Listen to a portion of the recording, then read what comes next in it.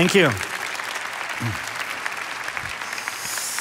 Thank you, and good afternoon. I'm super excited to be here to share some ideas about customer experience. And you know, there's this big paradox in my world of customer experience. It's very simple.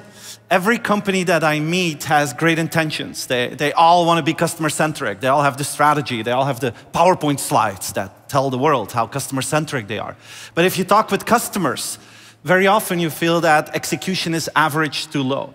And this is a feeling that I've had for a long time. I have the feeling that a lot of companies are diamonds in the rough when it comes to customer centricity. They have the potential, they have the vision, they have the resources to do it, but somehow they get stuck. The question is, how can you go beyond that? How can you become this beautiful, shiny diamond that actually makes a difference? But before I dive into those details, I have a quick question to all of you. Who in this room and online had, let's say in the past 2 weeks, a customer experience that was so good that you talked about it with your friends and colleagues and maybe family members? Who was in a situation like that? Can you raise your hand if you had that? Okay, today, we should all raise our hands. You're absolutely right, but before today. I think I saw about 100 hands out of the group of 6,500, which is a little bit sad.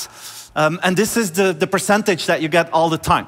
Between 1% and 5% of the customers had a fantastic experience in the past 2 weeks that was so good that they talked about it with their friends and colleagues, which is crazy because all of us together, we had thousands of interactions with brands and companies in the past 2 weeks.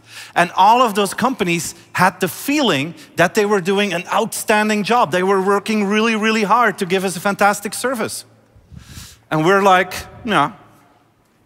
Average, boring, forgettable. Question is, what did you do in the past 2 weeks to 5% of your customers that made them so excited that they talked about this? And where did you forget to do that for 95% of your customers, where you missed that opportunity? A lot of people think, technology will be the solution to everything. We're now living in this world of AI and things will suddenly be solved. I'm not so convinced about this. You know, I have this ongoing discussion with my wife these days about this drawer in our living room. And also about this drawer in the same living room. And my wife has been asking me if I would empty those because she wants to put other things in there. Until now, I haven't done that. That has a lot to do with the flagship item in my collection. And if you are 40 plus, you will agree with me, this is the most influential TV show in human history. This made me who I am today. They don't stream it yet, so I have to keep it. It's the entire series of Beverly Hills 90210. I mean, look at this. Like the... I'm not gonna put that away. But my wife has a good point. My wife has a good point. I'm not watching it anymore. We're watching Netflix now. But the funny thing is with brands like Netflix, in the beginning we think it's wow. After a while we're saying, oh, it's getting expensive. And now you meet more and more people who are saying, I don't find anything on Netflix anymore. So you start to rewatch things over and over again, which is completely irrational. I mean, look at my DVD collection. There are 300 DVDs. Let's say I paid about 20 euros for each of them. So it's an investment of 6,000 euros. Netflix is 13 euros a month, which means that my DVD collection is actually worth 38 years of Netflix subscription. But today we say, oh, Netflix is expensive. I mean, it's completely irrational. Now, I just want to finish this anecdote here. I made a terrible mistake. Terrible mistake. It will not happen again, but I underestimated my wife. Terrible mistake. I've been sharing this story a lot also in Belgium, where I live. And I came home one night after a keynote presentation, and this drawer looked like this. So what could I do? What could I say? I mean, this is how it goes. But this is not just Netflix. This is a pattern with technology. In the beginning, we think it's wow, and after a while, we think it's normal again. It's like the iPhone 16 came out. Who cares about the iPhone 16? It has a better camera. 17 will have an even better camera. I can predict it already. I mean, Spotify is really cool, but we're used to it. Waze is amazing, but now you have more and more people who actually complain that too many other people use Waze, so you end up in Waze traffic jams. I mean, there's always something that we complain about. Question is, what can we do to keep that wow factor high? And you know where I'm going, right? It's the topic of this session. I honestly believe that a superb customer experience can keep the wow factor high.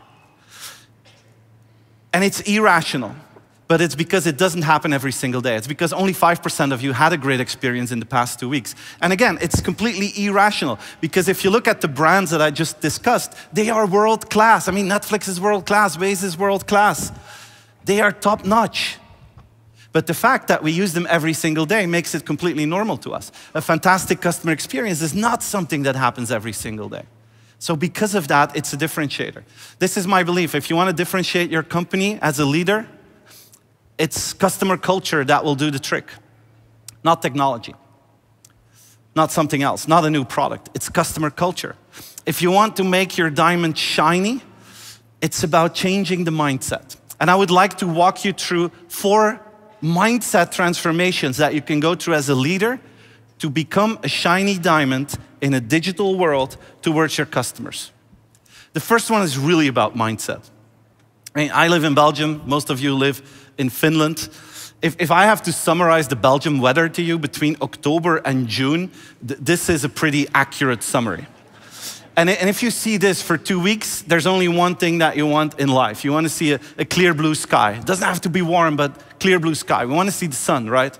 Or if we have all these nationalities here, if all of us would open up our news app on our phone, this is the summary of our news app.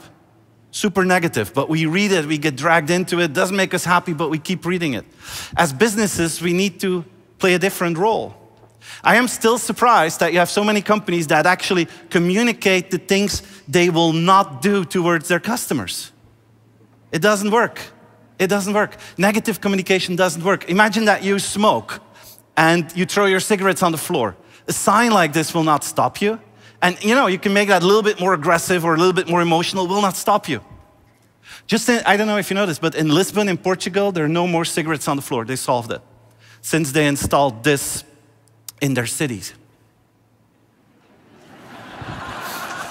Who's the best player in the world? And you can vote with your cigarettes. Huh? I love this. I love this. But we have a need for positivity in our businesses. Our customers love positivity, and if we do it right, we will create impact. I got super convinced about that 2 summers ago when me and my family, we went to see Top Gun Maverick. I don't know if you've seen it, but we are big Tom Cruise fans, so we've seen it multiple times. But it's a unique film because it's about the US Navy. It has fighter jets and bombs and rockets, but still it's a feel-good film.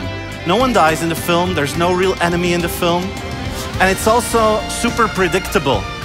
Like in the beginning, Tom Cruise gets this mission impossible. That happens if you're Tom Cruise. And they tell you, it has never been done before. You may die. But the moment he gets that briefing, you already know how that film will end. You see the closing scene when he gets off the jets and with the hugs and the kisses and everything. You already know. The question is this what people want? Feel good, easy to understand, predictable. Is this what customers expect from you? And the answer, my friends, is yes, this is what people expect from you. Top Gun Maverick was the film with the highest review scores in 2022, was the film with the highest revenue in 2022, best scoring Tom Cruise film in his entire career. So my first invitation this afternoon to all of you is, can you add a little bit of that Top Gun effect to everything that you do in your company? Look for the details, look for automated mails, look for your invoices, look for the communication when you send out emails if people don't pay for the invoices. Look at micro things, but also look at a macro level. But try to add positivity in everything that you do in your customer relationship. It will make them happier. This is your first transformation. The second one is about credibility. I mean, you're all leaders. Very often the problem is that your team and your customers do not believe you that you want to be customer-centric. Something that helps is if you create an always fix-it mindset. A problem comes in and you try to fix it. Some people tell me, Steven, this is impossible because we have some naughty customers out there. And I believe you, you do. The good news is it's a minority of your customers. I like to play with this 95% rule in customer experience. Very simple. Max 5% of your customers cannot be trusted. They have bad intentions. It's never good enough. They're always nagging. They're always complaining no matter what you do. They're annoying. And they take a lot of your mental space. They take a lot of your time. But it's a minority. 95% are decent, normal people. Doesn't mean they cannot be critical if something goes wrong, but they're normal, decent people. The problem is not the 5%. The problem is how our brain deals with the 5%. We cannot handle the 5%. I mean, if you get 100 emails a day and 99 of them are positive or neutral and one is devastatingly negative, at night you think about this one negative email, it spins. You show it to your partner. You say, look, you give so much weight and attention to it that after a while you start to think, oh, the 5% equals the average customer. And then something human happens.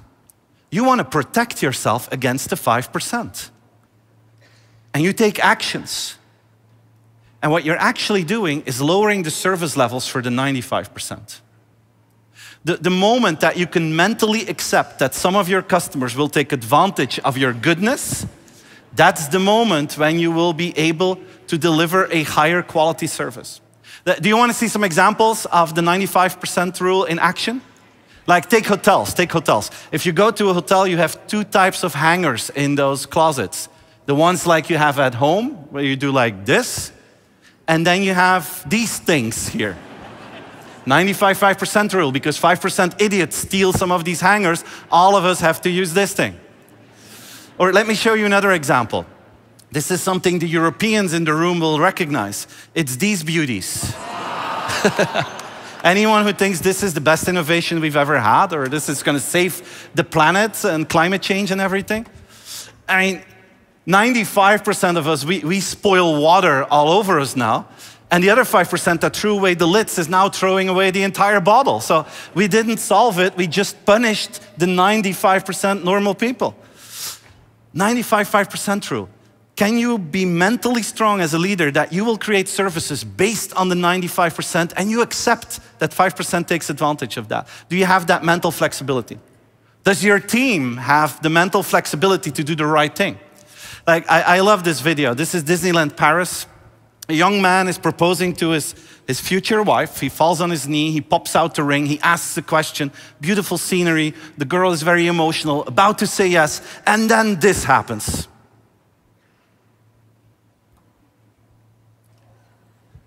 A guy with the Mickey Mouse hat on steals the ring. See that? He stole the ring and he says, no, wedding proposals, that's down there. You have to start all over again. It is down there. And look at the smile on his face. It's terrible. You know, what is happening here? This guy is following the rules that Disney gave him. Only Mickey and Minnie on stage, right? Only Mickey and Minnie. And he's executing upon that. He forgets that here, maybe it would have been better to wait 40 seconds before taking some action. So yeah, you need processes, you need great people, but you also need the mental flexibility in certain cases, not just you, but also your team, to make the right decision. So, you know, it's not about, as a leader, if you have the feeling that you have to convince your team to be customer-centric, the bad news that I have to share is that probably it means they do not believe you. If you have to convince them to be customer-centric, it probably means they do not believe you. That's transformation number 2. Let's look at the third one. This one is about better understanding customers. And I want to use one of my favorite metaphors for this. It's linked to rhinos. I'm a huge fan of rhinos. I think they're magnificent animals. But there's something really sad about rhinos. Nature made a mistake with rhinos. Nature made a huge mistake.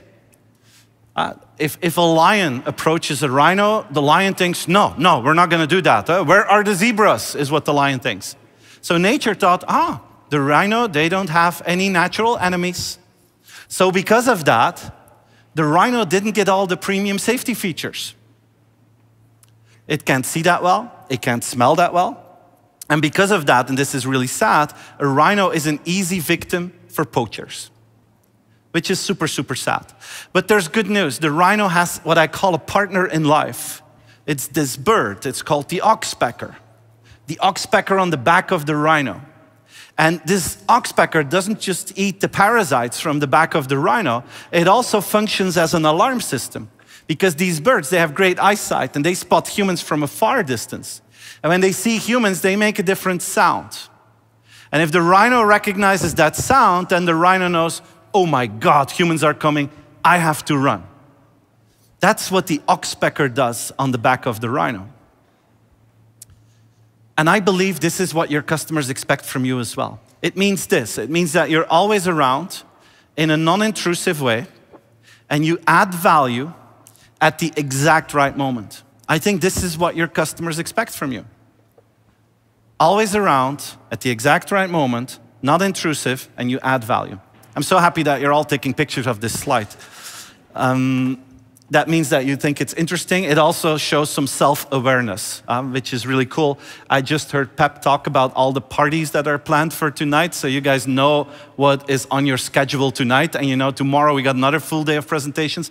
So chances are by Friday morning, you have forgotten everything that I talked about.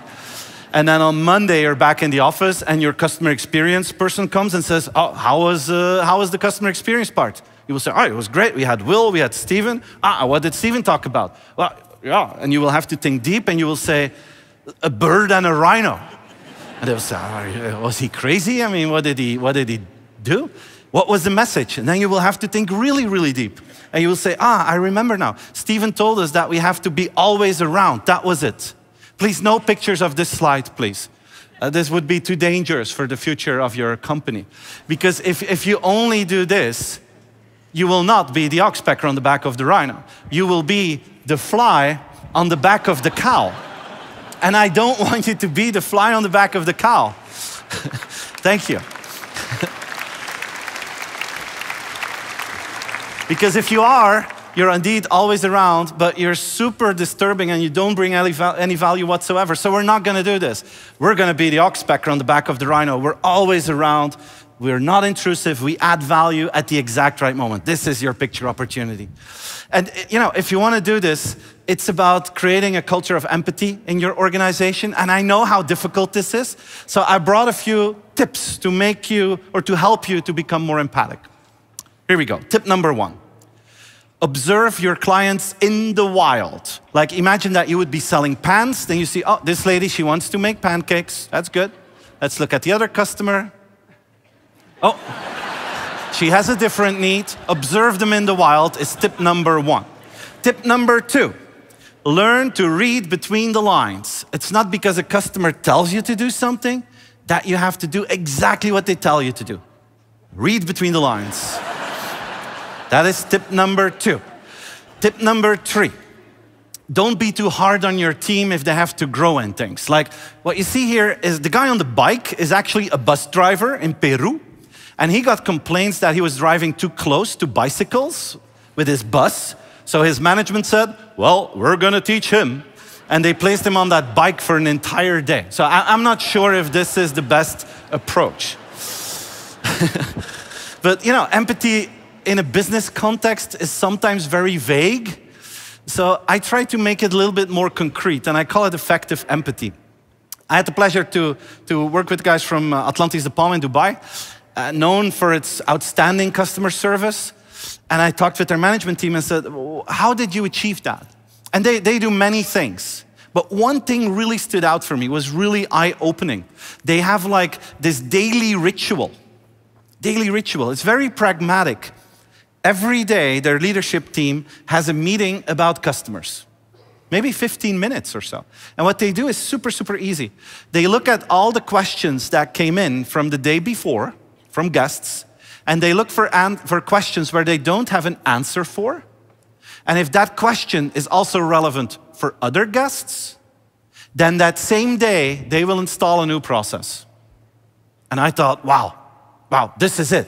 This is what the customer wants. This is the combination of fast feedback loops with fast action loops. That's what customers want. Combination of fast feedback and fast action. A lot of you collect data about customers and feedback, so you have the feedback, but usually we start to play manager with that. So we make a report with 3 strategic conclusions and 5 projects per conclusion, and then in the next 14 months, the customer doesn't feel any difference whatsoever. So can we change that? By combining fast feedback and fast action. If you want to play this game, you need to master the art of keeping things small. It's a accumulation of many small things here. And if you succeed in that, you create, in your company, you create the ability to say yes more often. And I believe that's a fundamental part of being customer-centric, that you create the ability to say yes more often. Because customers are not used to getting a yes. Customers are used to go into a fight. And when they get an unexpected yes, they can be very surprised. I bought this cheese here, it cost me $40, and there is a hair stuck to it. Oh yeah, we can take that back. Wait, what? Here. Wait, Okay. Take this. Your next purchase is on us.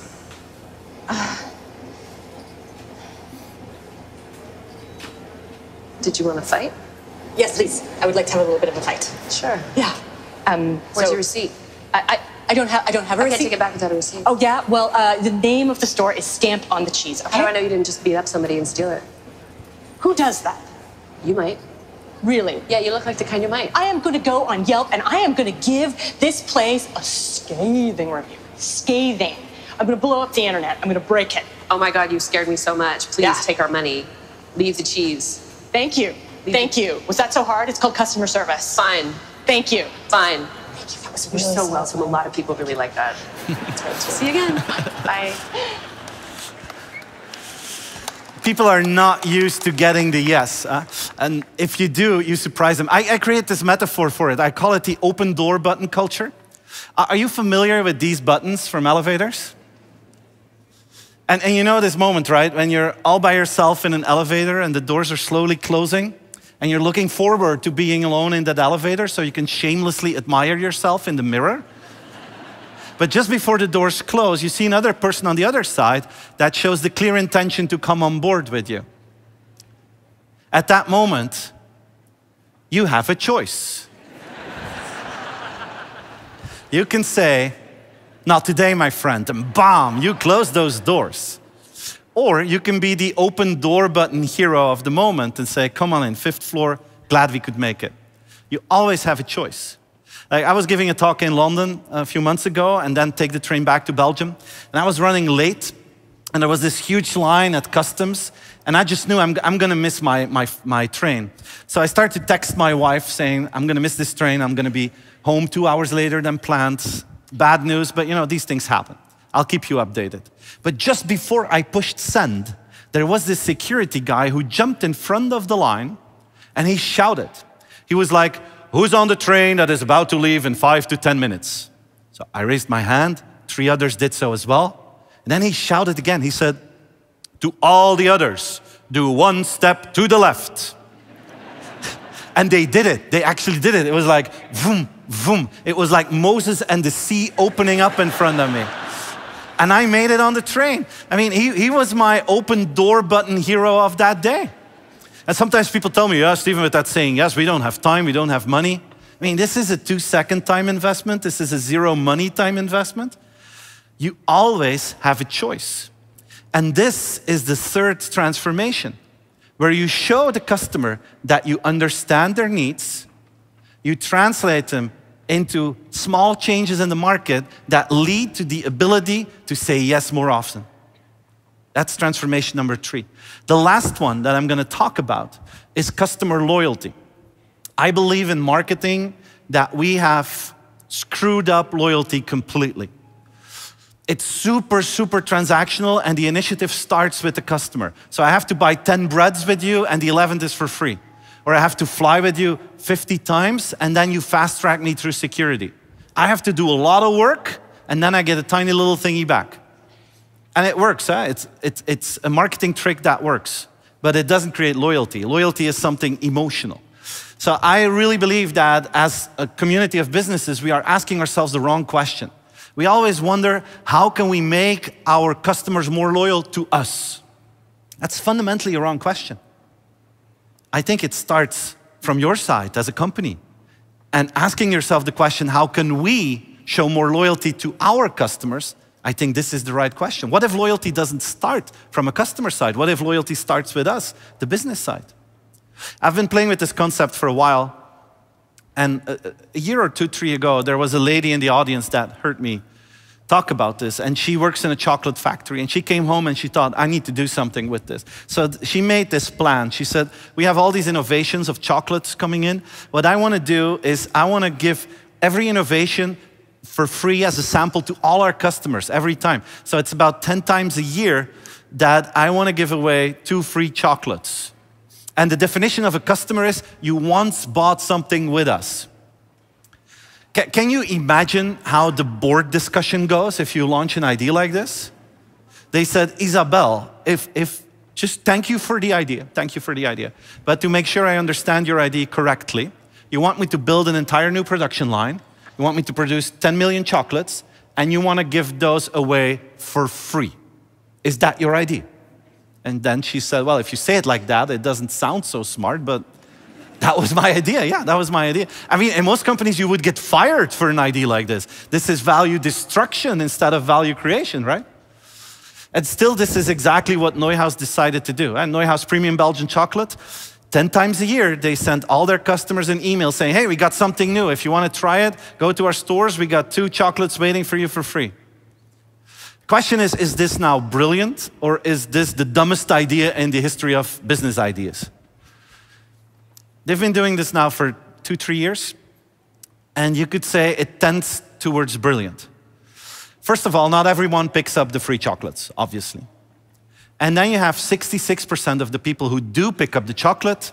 You know what happens, right?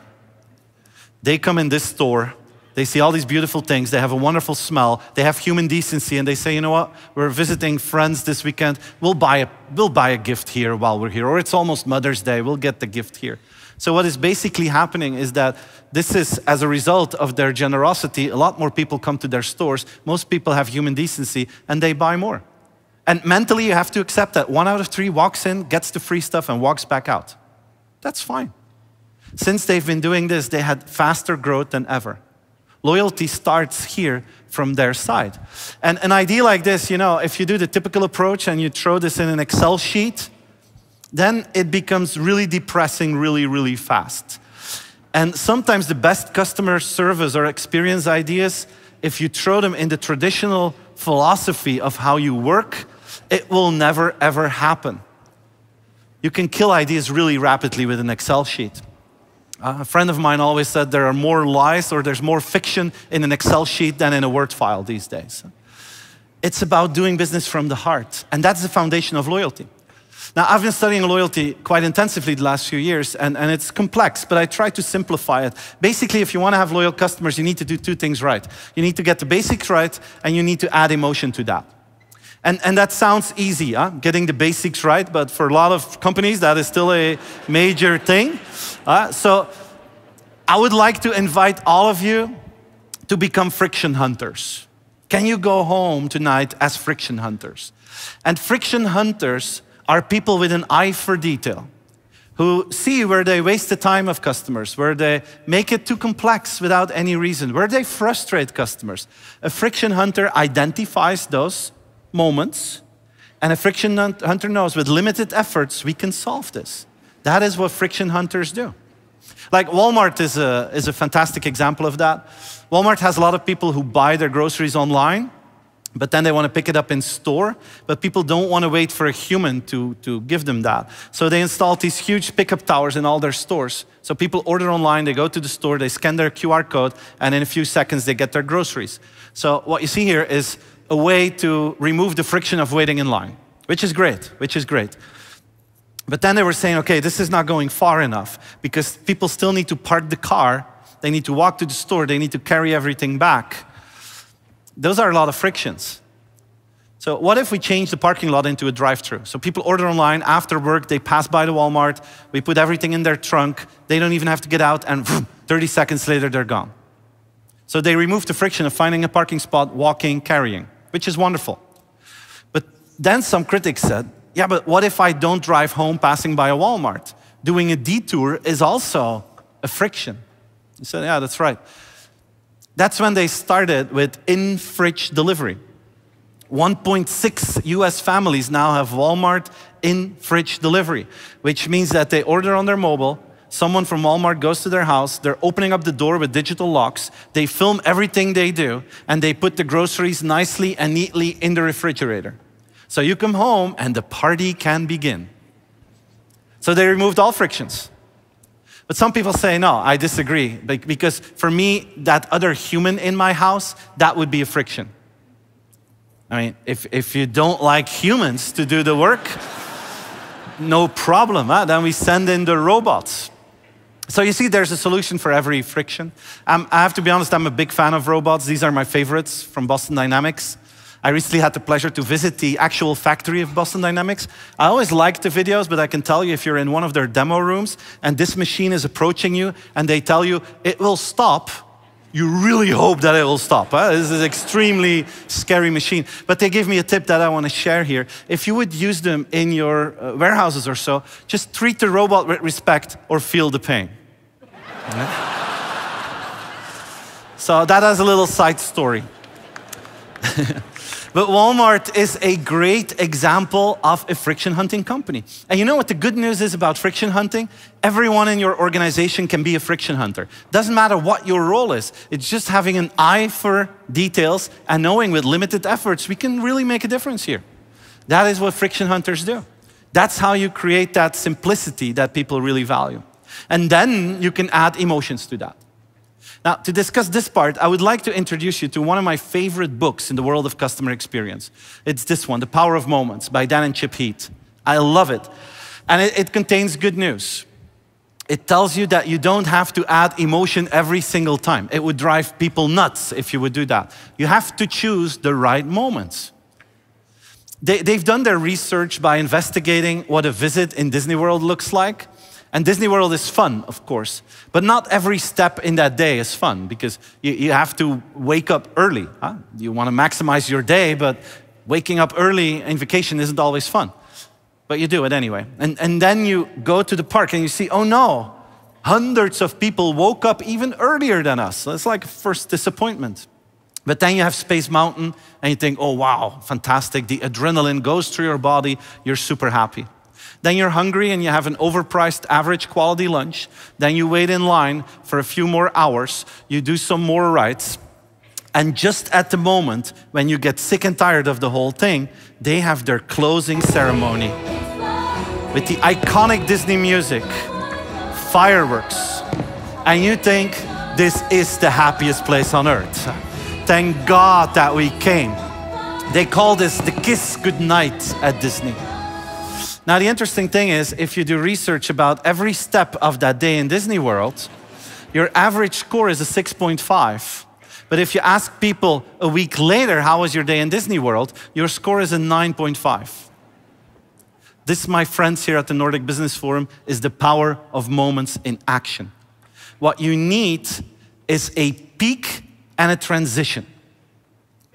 Looked at from the customer point of view. Those are the two elements that define if you will feel good working with an organization or not.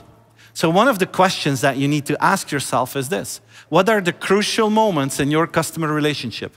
Seen from the customer point of view. It's not necessarily when you sell and when you deliver. It could be different moments. And how can you make them memorable? How can you make them memorable? And that is how people will actually talk about you and become part of that 5%. And that is the last transformation that we're going to go through. 4 transformations that help you to become customer-centric in a digital world. As you see, for me, the essence is not the technology. The essence is what you do in terms of mindset, and the technology will be a tool. What I would love you to do is to think about that Top Gun effect. Add some of that mental flexibility. Understand that we're going to deliver services for the 95%. When you have a chance, be the open door button hero. Remove the frictions and understand how you can add emotion at the right moment in the relationship. Those 4 transformations help you to get there and to eventually become that beautiful shiny diamond.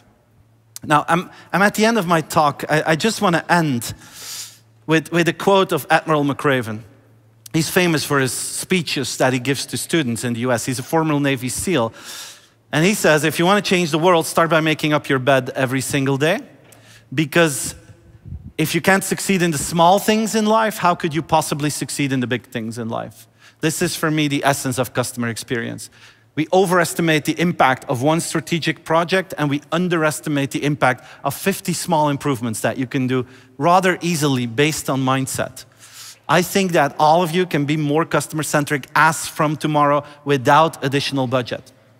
I want to end with sharing one story of one of my favorite customer leaders. When I show this picture, you guys shout.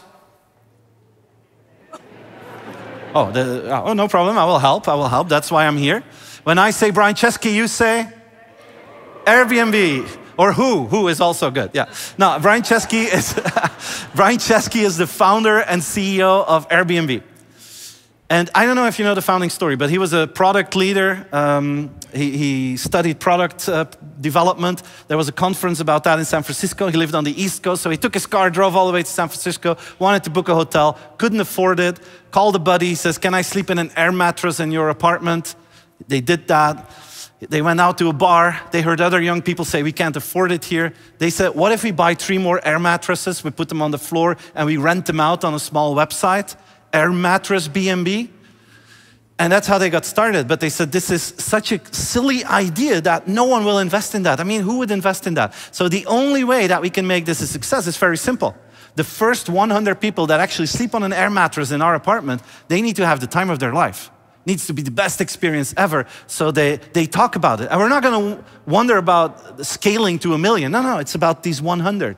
And once they achieved that, it was like, how can we do the same now for the next 1,000 so that they talk about it? How can we do it now for the next 10,000? And eventually this became the Airbnb community. I mean, all of us, we know Airbnb, but none of us through advertising. All of us through word of mouth. So I want to leave you with one invitation, one call to action. I would like you to go home and think about what you will do different next week with the next 100 customers that you will serve. What will you do differently? With one goal in mind, you want them to talk positively to others about your service and working together with you. And I believe if you keep that mindset, not wonder, how can we then scale it? No, focus on the next 100. And if you do so, that will help you to become that beautiful shiny diamond. Look, I'm at the end of my talk. If you like my work, you're always welcome to join me on my socials. I share content about this every single day. But I would like to end with a present. Oh, we need to put the sound a little bit down. I got overexcited here. I want to end with a little gift. I really want you to do something with this. So I created a workbook based on my talk here. It's completely free. You can download it with this QR code. I don't ask for email addresses. It's like Neuhaus. It's like free stuff. It only has one goal in life. I would love you guys to work with this philosophy. And my dream is that you all become shiny diamonds and make your customers happier than you already do. Thank you for listening. Thank you very much.